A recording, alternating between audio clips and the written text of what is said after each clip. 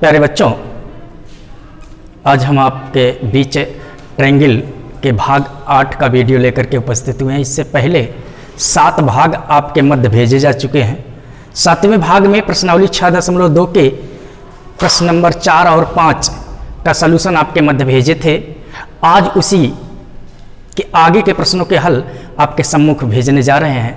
और जब 5वें प्रश्न का हल आपके मध्य भेजे थे तो आपको बताए थे कि प्रश्न नंबर 6 प्रश्न नंबर 5 की भांति ही आप स्वयं हल करेंगे, क्योंकि सिमिलर प्रश्न थे। इसलिए हम ये नहीं चाहते कि 100% सवाल हम सॉल्व कर दें और आपको कुछ मौका न दें, आप भी कुछ प्रयास करें। आज आगे प्रश्न नंबर 7 की तरफ बढ़ते हैं। तो देखें, प्रश्न नंबर 7 स्क्रीन पर चल रहा है। क्या है कि प्रमेय 6.1 का प्रयोग करके सिद्ध कीजिए कि एक भुजा के मध्य बिंदु से होकर दूसरी भुजा के समानांतर खींची गई रेखा तीसरी भुजा को समद्विभाजित करती है। बेटा कह रहा है कि प्रमेय 6.1 का प्रयोग करके। क्या आप जानते हैं प्रमेय 6.1 क्या है? जी हाँ, हम आपको बताए हैं। प्रमेय 6.1 यानी आधारभूत आनुपातिकता प्रमेय। उसी प्रमेय को थेल्स प्रमेय के नाम से भी जाना जाता है। थेल्स प्रमेय को ही आधारभूत आनुपातिकता प्रमेय कहते हैं। यह प्रमेय आपके मध्य हम भेज चुके हैं। इसका पीडीएफ भी भेजे थे, वीडियो के माध्यम से समझाए भी थे। वो जो प्रमेय 6.1 की बात कर रहा है वो कह रहा है थेल्स प्रमेय का प्रयोग करके आप ये सिद्ध कीजिए कि त्रिभुज की एक भुजा के मध्य बिंदु से, मान लीजिए त्रिभुज एबीसी की एक भुजा AB का मध्य बिंदु D है। अगर ये D AB का मध्य बिंदु है तो AD और DB दोनों बराबर होंगे। ये चीज हम सिंगल लाइन के द्वारा आपको दिखाए हैं कि ये दोनों भाग आपस में बराबर हैं। तब कह रहा है कि इस मध्य बिंदु से यदि कोई रेखा खींची जाए जो त्रिभुज की किसी भुजा के समानांतर हो, तीसरी भुजा के क्या हो? समानांतर। इसका मतलब यह भी दिया है कि DE यह BC के समानांतर है। दो चीजें दिया है, एक AD बराबर DB और दूसरा क्या दिया है? AD समानांतर BC। अंडरस्टूड? समझ पाए बेटा? इसके बाद आपसे कह रहा, तब आप ये बताइए, ये सिद्ध करके बताइए कि ये जो D रेखा बिंदु E पर AC को काट रही है यह इसका मध्य बिंदु है, यानी तीसरी भुजा को, आप कह रहे हैं ना, तीसरी भुजा को समद्विभाजित करती है, यानी द्वि बराबर भागों में बांटती है। यानी हमें सिद्ध करना है कि AE और EC बराबर होंगे। अगर AE और EC बराबर होंगे तो बिंदु E AC का मध्य बिंदु होगा। यही सिद्ध करना है। ठीक, तो पहली हेडिंग आपकी होगी, सॉल्यूशन में दिया है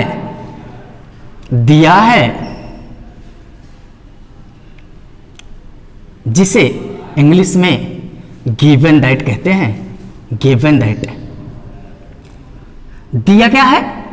दिया है, आप लिखेंगे ABC एक त्रिभुज है जिसकी भुजा AB का मध्य बिंदु D है, अर्थात AD बराबर DB, अर्थात AD बराबर DB। पहली चीज ये दिया है AD बराबर DB, तथा दूसरी चीज दिया है कि बिंदु B से भुजा BC के समानांतर खींची गई रेखा DE है, यानी DE समानांतर BC तथा DE समानांतर BC।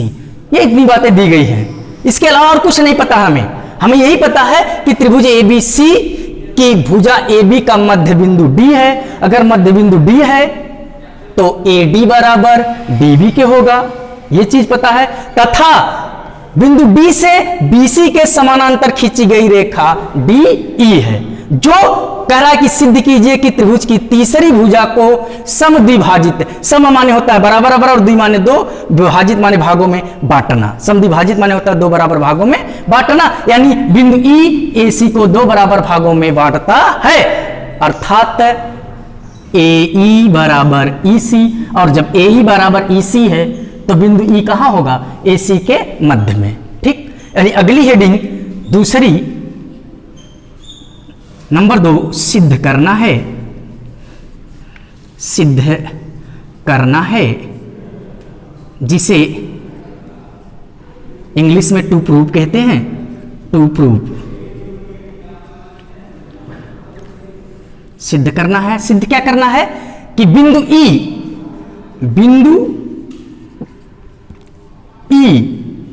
यह AC का मध्य बिंदु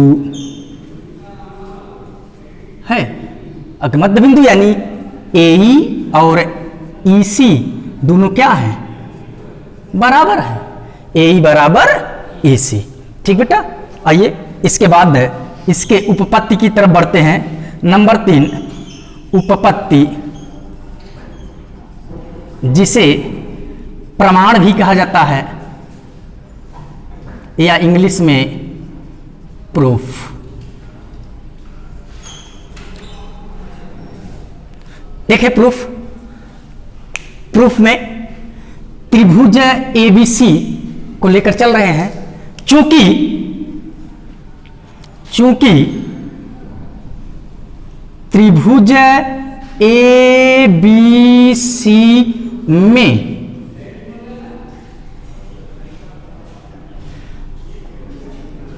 DE समानांतर BC, DE समानांतर BC,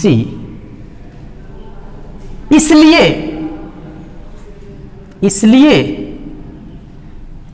थेल्स प्रमेय से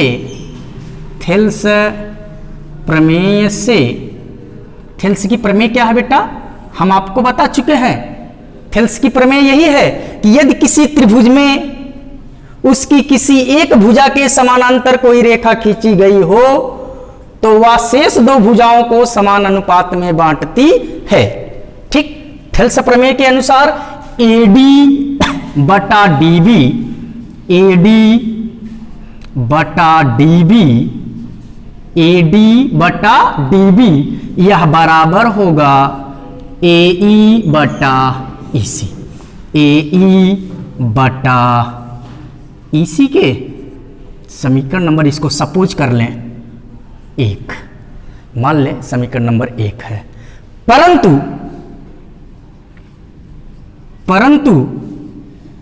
हम नहीं कह रहे, एक चीज दिया है कि बिंदु D AB का मध्य बिंदु है, परंतु बिंदु D AB का मध्य बिंदु है। अगर यह मध्य बिंदु है इसलिए AD बराबर DB। ये चीज हम नहीं कर रहे हैं, देखिए यहां पे दिया है ना बेटा, AD बराबर DB। तो जहां कहीं भी AD है वहां DB हम रख सकते हैं। वहां पे हम क्या रख सकते हैं, आराम से AD के जगह DB या DB के स्थान पर AD। तो हम इसलिए समीकरण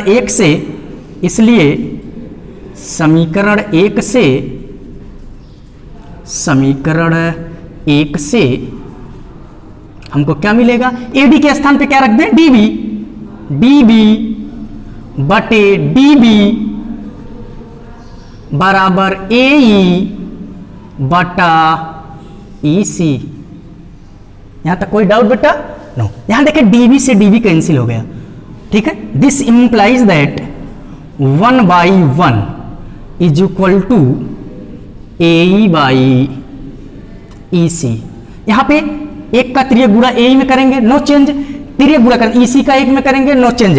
दिस इंप्लाइज दैट, यहां पे बता दे रहे बेटा, दिस इंप्लाइज दैट AE बराबर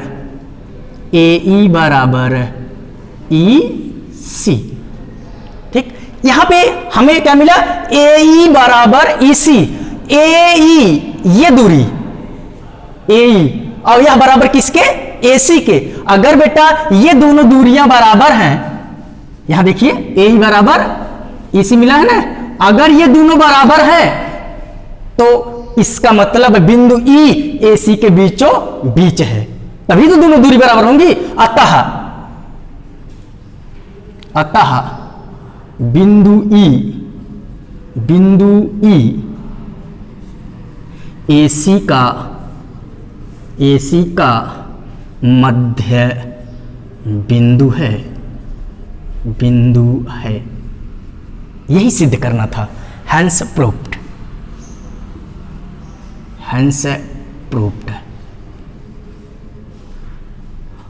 समझ पाए बेटा? आइए बेटा अगले प्रश्न की तरफ बढ़ते हैं। प्रश्न नंबर 9 देखें। इस टाइप का प्रश्न बोर्ड एग्जाम में 4 नंबर में पूछा जाता है। बहुत ही सरल प्रश्न है, सिंपल सा। सिर्फ है अगर आप थोड़ा सा ध्यान देंगे तो आसानी से समझ जाएंगे। कह रहा है कि ABCD एक समलंब है। ABCD एक समलंब है। आप जानते हैं समलंब क्या होता है? ऐसा चतुर्भुज जिसकी एक जोड़ी भुजाएं समानांतर व एक जोड़ी भुजाएं असमानांतर होती हैं, जिसमें कह रहा है कि AB समानांतर DC, यानी AB जो भुजा है आपकी यह समानांतर किसके है? DC के। वो दिया है कह रहा है। तब आपसे कह रहा है और कह रहा है कि इनके विकर्ण एक आपका AC है और दूसरा आपका BD है। यही 2 विकर्ण हैं। इनके विकर्ण परस्पर बिंदु O पर प्रतिच्छेद करते हैं। प्रतिच्छेद करने का सेंस है काटना। ठीक, तो कह रहा है कि आप तब सिद्ध कीजिए, यानी दर्शाइए माने होता है दिखाइए या सिद्ध कीजिए कि AO बटे BO, यानी ये विकर्णों का अनुपात AO बटे BO यह बराबर होगा CO बटे DO। समझ पाए बेटा? आइए दिया क्या है? सबसे पहली हेडिंग सॉल्यूशन में दिया है कि ABCD एक समलंब। दिया हम आप क्या लिखेंगे? ABCD एक समलंब है जहां AB समानांतर CD तथा विकर्ण AC और OB एक दूसरे को बिंदु O पर प्रतिच्छेद करते हैं। इसके अलावा कुछ भी नहीं दिया है। ठीक है, जितनी बातें हम बोले हैं, ABCD एक समलंब है जिसके विकर्ण AC और BD एक दूसरे को बिंदु O पर प्रतिच्छेद करते हैं तथा भुजा AB समानांतर CD है। दिया है मैं आप पूरा थ्योरी आपको PDF में भेजे हैं और बताए भी। आप यहाँ पे हम सांकेतिक भाषा में लिख दे रहे हैं कि AB समानांतर DC, ये चीज दिया गया है। ठीक, अगली हेडिंग सिद्ध करना है। सिद्ध हमें क्या करना है कि AO बटे BO, AO बटे BO यह बराबर CO बटे DO, ये सिद्ध करना है। इसके बाद तीसरी हेडिंग आपकी होगी रचना कॉन्स्ट्रक्शन,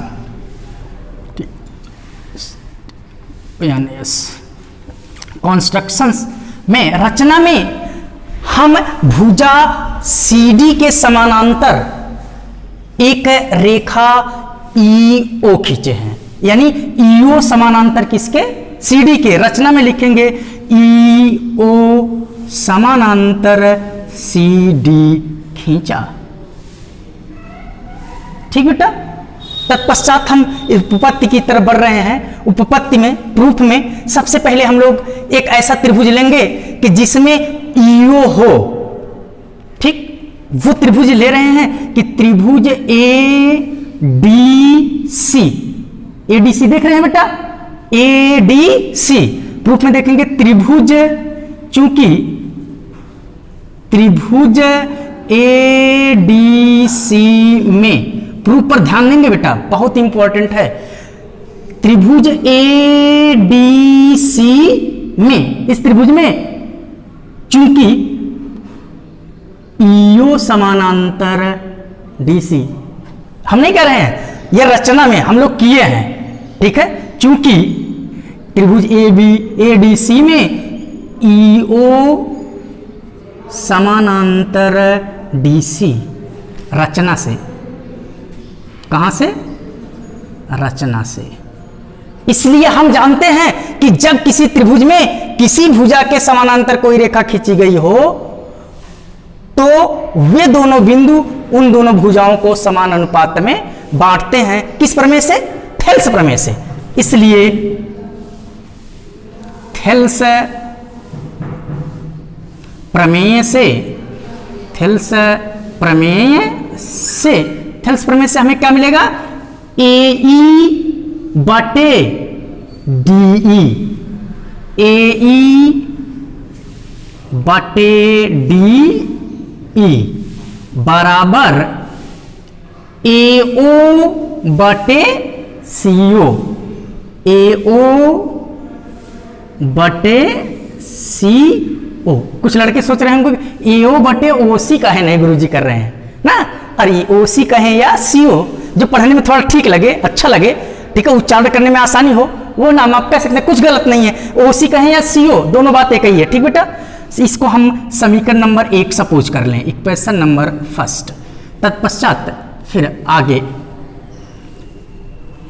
एक और इसी प्रकार से एक और त्रिभुज, ऐसा त्रिभुज लिया जाए जिसमें OE भुजा फिर हो, ये OE रेखा उसमें भी हो। तो आप देखें, हम दूसरी बार जो त्रिभुज लेने जा रहे हैं वो है त्रिभुज AD, नहीं B तक, ADB। इसी प्रकार त्रिभुज ADB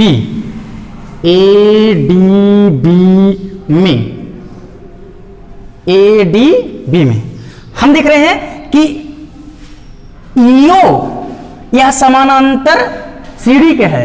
चूंकि EO समानांतर CD तथा एक चीज और, CD किसके समानांतर है? AB के, तथा AB समानांतर CD के। अगर CD के समानांतर ये रेखा है और CD के समानांतर ये है, तो ये दोनों भी तो आपस में क्या होंगी? समानांतर ही होंगी, ठीक। संबंध तो ये होगा, अगर EO CD का भाई है ना, और AB भी CD का भाई है, तो AB और EO में क्या संबंध होगा? भाई भाई का संबंध होगा, ठीक है, अंडरस्टूड। देखिए विथ लॉजिकली समझा रहे हैं आपको, तर्क दे करके कि EO और AB में भी कौन सा संबंध होगा? भाई का। तो इससे दिस इंप्लाइज दैट EO किसके समानांतर होगा? जब CD के समानांतर है तो भी किसके समानांतर होगा? AB के। और अगर EO AB के समानांतर है तो अब इस त्रिभुज, ये थोड़ा सा उल्टा आपको दिख रहा है, अगर ये जूम करें आप तो इस त्रिभुज को हम नीचे दिखा रहे हैं, AB को नीचे कर दें, AB और D को ऊपर कर दे थोड़ा सा, ऐसे ऐसे, और ये आपका E है और ये आपका O है। अब तो आपको सीधा दिखने लगा वो त्रिभुज। अगर सीधा दिखने लगा तो अगर ये EO समानांतर AB के है तो थेल्स प्रमेय से क्या होगा? थेल्स प्रमेय से DE बटे E, हाँ, AE बराबर DO बटे BO ना बेटा। तो इसलिए थेल्स प्रमेय से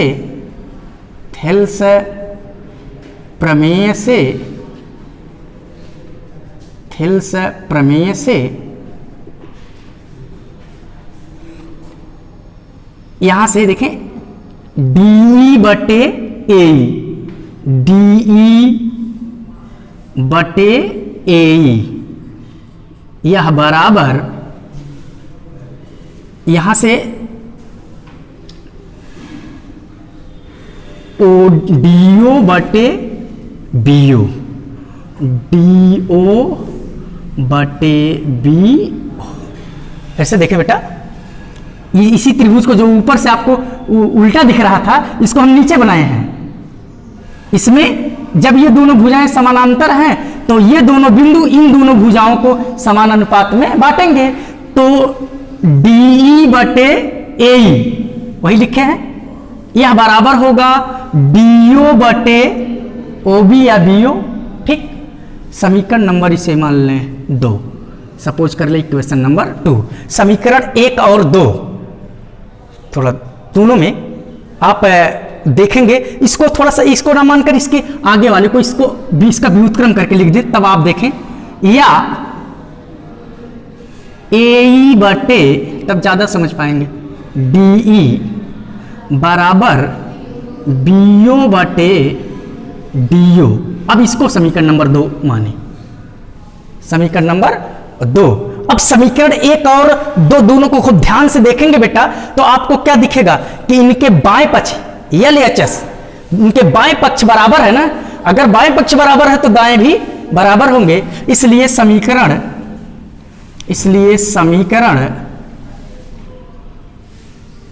1 और 2 से, समीकरण 1 और 2 से AO बटे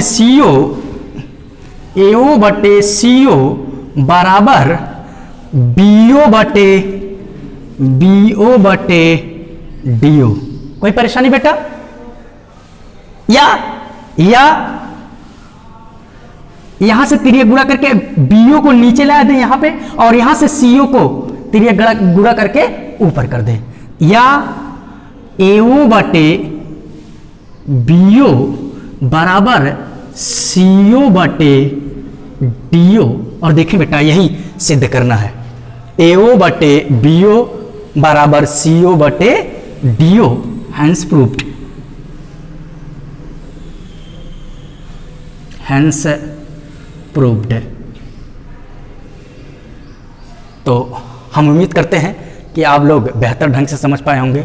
फिर भी यदि प्रश्न के किसी स्टेप में कहीं भी कोई परेशानी होगी तो आप ग्रुप में जरूर शेयर करेंगे, पूछेंगे, और हम लोग पूरा गणित विभाग उसको आपकी समस्या को सुलझाने की पूरी कोशिश करेगा। आज के इस वीडियो में इतना ही, शेष अगले वीडियो में बताया जाएगा। लिए धन्यवाद।